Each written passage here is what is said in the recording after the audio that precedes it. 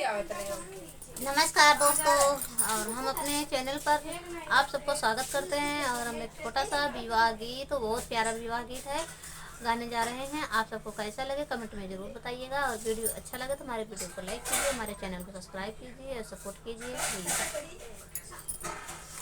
लालई मणवना का पियरई जलरिया, ओहमा से चुआ था गुलाब जी।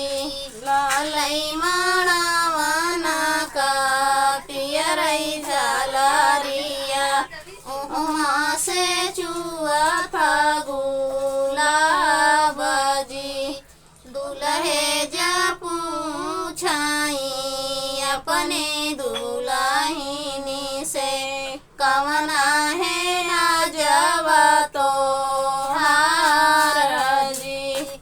हमारे निया जवा के हाथवा में नोटिया, ओहिया है जवा हमार जी। लालई मणवना के पियरई झलरिया, ओहमा से चुआ था गुलाब जी।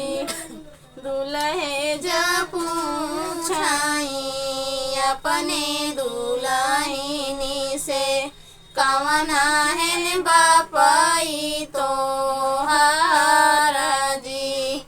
हमारे बापैया के लालई पगड़िया, ओहिया है बापाई हमार जी।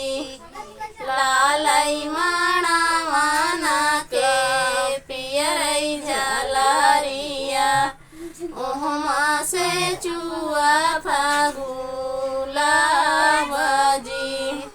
दुल्हे जा पूछाई अपने दुल्हिनी से, कवना है चाचा तो हार जी। हमारे नी चाचा के हाथवा घड़ियावा, ओहिया है चाचा हमार जी। लालई मणवना का पियरई झलरिया, ओहमा से चुआ था गुलाब जी। दुल्हे जा पूछाई अपने दुल्हिनी से, कवना है भैया तो हार जी। हमारे नी भैया के हाथवा में लावना, ओहिया है भैया हमार जी। लालई मणवना का पियरई झलरिया, ओहमा से चुआ था गुलाब